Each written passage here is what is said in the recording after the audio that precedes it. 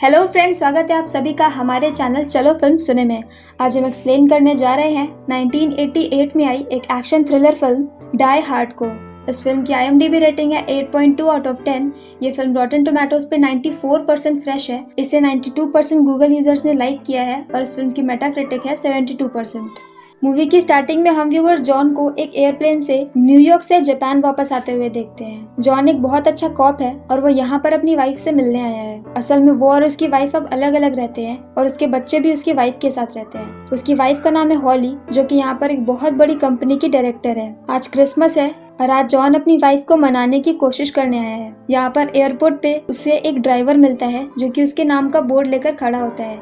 इस ड्राइवर को उसी कंपनी के एक हेड ऑफिसर ने भेजा होता है जॉन को एयरपोर्ट से उस ऑफिस में लाने के लिए, जहाँ पर आज क्रिसमस की पार्टी चल रही होती है। यहाँ से जॉन उस ड्राइवर के साथ ऑफिस के लिए निकलता है। रास्ते में वो दोनों बातें करते हैं, जिससे ड्राइवर को पता चल जाता है कि वो यहाँ पर अपनी वाइफ को मनाने आया है और अब वो और उसकी वाइफ अलग अलग रहते हैं। बिल्डिंग के नीचे पहुंचकर वो ड्राइवर जॉन से बोलता है कि तुम ऊपर जाकर अपनी वाइफ को मना लो और अगर वो नहीं मानी तो नीचे वापस आ जाना, मैं तुम्हारा वेट करूंगा और उसके बाद मैं तुम्हें किसी होटल में ड्रॉप कर दूंगा। ये बोलकर वो ड्राइवर वहीं के पार्किंग एरिया में चला जाता है और जॉन ऊपर जाता है जहाँ पर पार्टी चल रही होती है। यहाँ पर वो अपनी वाइफ हॉली से मिलता है और थोड़ी देर बाद वो बातों बातों में उसे मनाने की कोशिश कर ही रहा होता है और सब कुछ थोड़ा बहुत ठीक ठीक या फिर अच्छा अच्छा जा रहा होता है। पर तभी वहाँ पर एक एम्प्लॉय आ जाती है और वो हॉली से बोलती है कि उसकी स्पीच का टाइम हो गया है। हॉली अपनी स्पीच देने के लिए चली जाती है और जॉन नहाने के लिए। तब तक इसी बीच में एक टेररिस्ट का ग्रुप उनके ऑफिस के अंदर आता है। वो सूटेड बूटेड होता है और उस ग्रुप के लीडर का नाम होता है हैंस।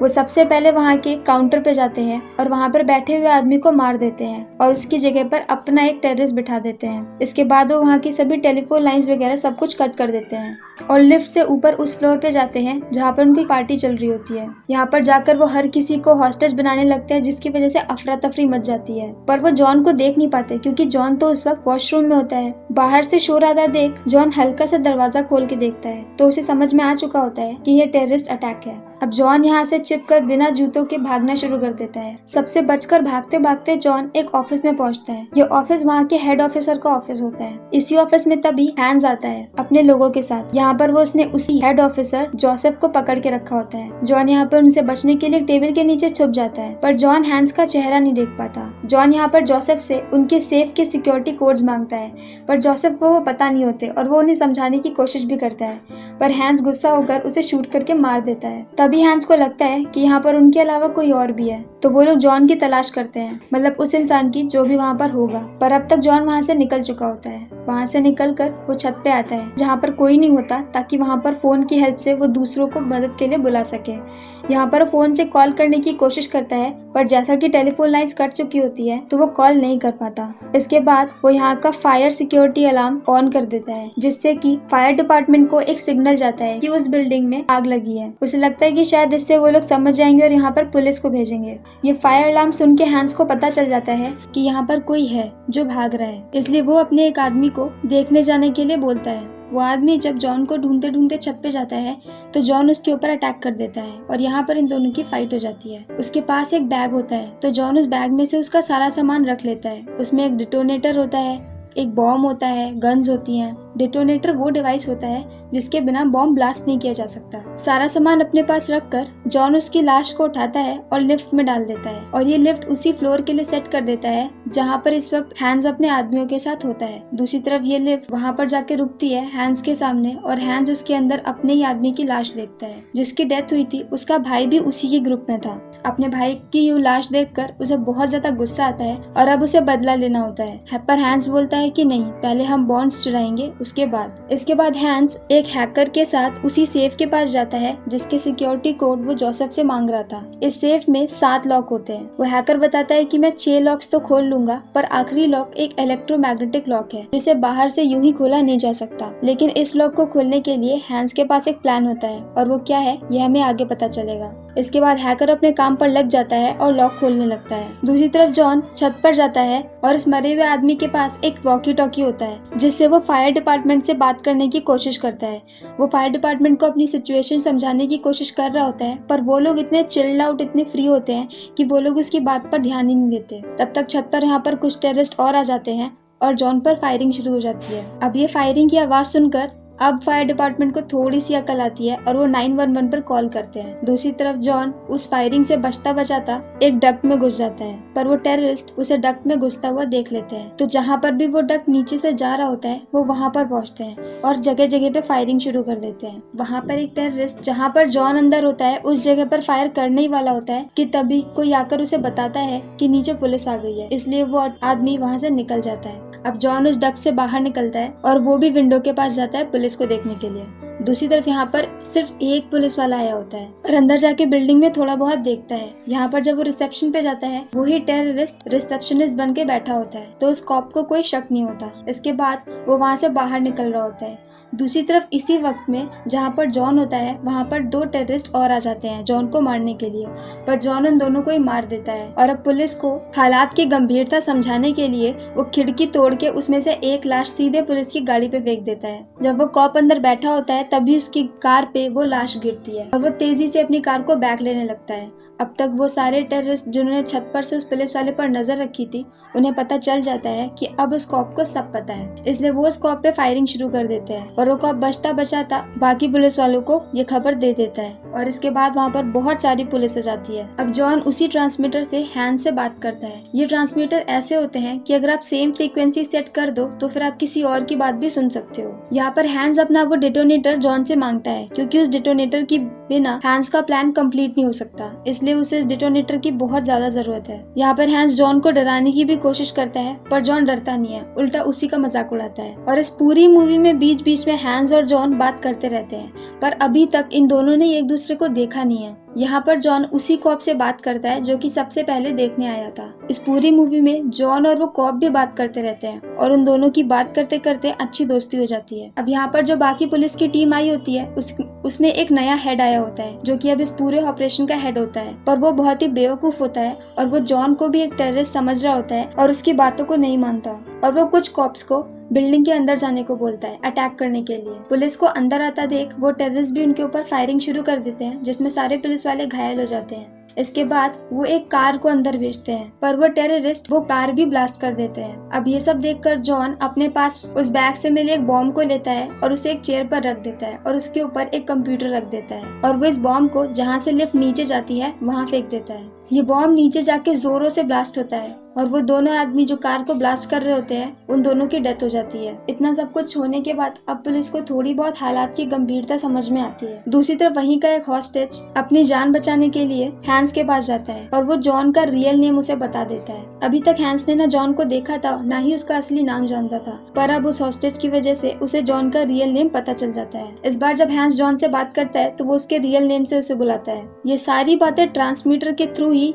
न्यूज मीडिया वाले भी सुन रहे होते हैं और वो भी इसमें अपना फायदा निकालना नहीं छोड़ते। इस मूवी में हमें मीडिया का एक रियल साइड भी दिखाया है जहाँ पर वो अपने फायदे के लिए अपनी टीआरपी बढ़ाने के लिए किसी भी हद तक गिर सकते हैं। जॉन का रियल नेम पता चलते ही वो तुरंत जॉन के बारे में पता करने लगते हैं। इधर हैंस नाम पता चलने के बाद उस हॉस्टेज को भी मार देता है। अब हैंस पुलिस से बात करता है और उससे बोलता है कि उसे एक हेलीकॉप्टर चाहिए और वो सारे टेररिस्ट जिन्हें कभी भी जेल में डाला गया है उन सबको छोड़ना पड़ेगा। हैंस ये सब कुछ सिर्फ इसलिए बोल रहा होता है ताकि वो पुलिस को गुमराह कर सके कि वो ये सारा काम टेररिस्ट को छुड़ाने के लिए कर रहे हैं और यहाँ पर FBI आ जाए। शुरू से ही हैंस चाहता था कि FBI आए, पर हैंस खुद ही क्राइम करके ऐसा क्यों चाहता है कि FBI आए, इसका रीजन हमें आगे पता चलेगा। इसके बाद सच में वहाँ पर FBI आ भी जाती है और पूरी सिचुएशन अपने कंट्रोल में ले लेती है। दूसरी तरफ हैंस छत पर कुछ देखने जाता है, तभी पीछे से जॉन उसे गन पॉइंट पर ले लेता है, लेकिन जॉन को ये नहीं पता कि ये हैंस है, तो हैंस एक हॉस्टेज होने का नाटक करता है। तो जॉन उसे नहीं मारता, उल्टे उसे एक गन भी देता है उसकी खुद की सिक्योरिटी के लिए।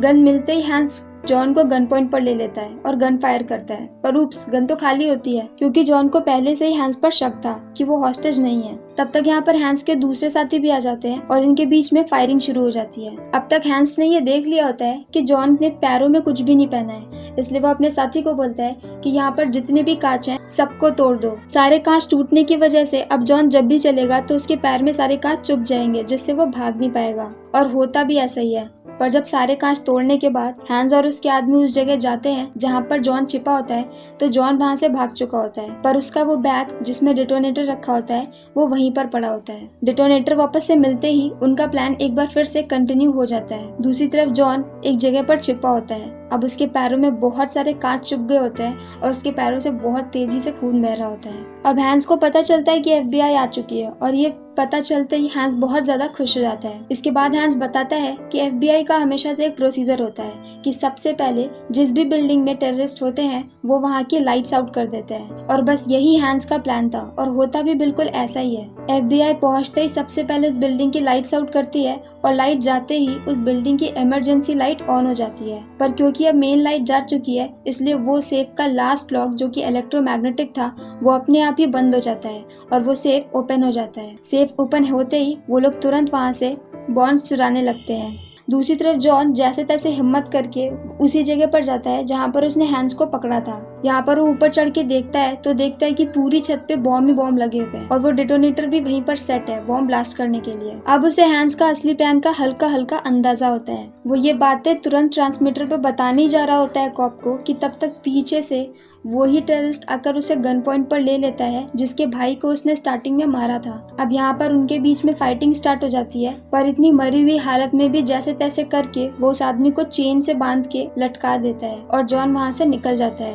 अब तक मीडिया को हैंस के जापान वाले घर के बारे में पता चल चुका होता है तो वो लोग वहाँ पहुँच जाते हैं और उसके बच्चों को टीवी पर लाइव लेकर आ जाते हैं। ये सब कुछ टीवी पर हैंस भी देख रहा होता है और इस वक्त वो हॉली के ही ऑफिस में बैठा होता है। हॉली के फोटो फ्रेम से वो उन बच्चों की फोटो को मैच कर लेता है और वो समझ जाता है कि हॉली और जॉन हस्बैंड एंड वाइफ हैं। इसके बाद हैंस हॉली को छोड़ के बाकी सभी हॉस्टेजेस को छत पे जाने के लिए बोलता है। दूसरी तरफ FBI का प्लान होता है कि वो छत पे हेलीकॉप्टर भेजेंगे जिसके अंदर FBI के एजेंट्स होंगे जो कि वहाँ के सभी टेररिस्ट को मार देंगे, लेकिन हैंस का प्लान होता है कि वो सभी हॉस्टेजेस को छत पे भेजेंगे और पूरी छत ही ब्लास्ट कर देंगे, जिससे सबको ये लगेगा कि सारे टेररिस्ट भी हॉस्टेजेस के साथ उसी ब्लास्ट में मारे गए और वो लोग इजीली सारे पैसे लेके वहाँ से उड़ जाएंगे। अब सारे हॉस्टेजेस छत पे पहुंच चुके होते हैं और हैंस ने हॉली को पकड़ के रखा होता है अपनी सिक्योरिटी के लिए कि अगर जॉन उनके ऊपर अटैक करता है तो वो हॉली का सहारा लेंगे। जॉन यहाँ पे तुरंत छत पे पहुंचता है और सभी लोगों को बताता है कि ऊपर बॉम्ब है इसलिए सबको नीचे जाना है। इसके बाद सारे हॉस्टेजेस नीचे भागने लगते हैं और जॉन भी इस छत से कूदने लगता है। जैसे ही जॉन यहाँ से कूदता है उसी वक्त छत ब्लास्ट हो जाती है, पर किस्मत से जॉन नीचे वाले फ्लोर पर गिर जाता है और बच जाता है। इसके बाद जॉन भागते भागते हॉली को ढूंढता है। हॉली को ढूंढते ढूंढते वो हैंस के पास पहुंचता है। इसी वक्त में वो ड्राइवर जो पार्किंग में जॉन का वेट कर रहा होता है वो देखता है कि एक आदमी एक कार से आ रहा है। उसने भी अब तक ट्रांसमीटर पर सारी सिचुएशन सुन ली होती है और यहाँ पर उसके सामने वही हैकर कार लेकर रेडी होता है भागने के लिए। तो वो अपनी लिमो लेकर जाता है और सीधे उसी कार से टक्कर करवा देता है और उस हैकर को एक मुक्का मारकर बेहोश कर देता है। अब तक जॉन हैंस के पास पहुंच चुका था,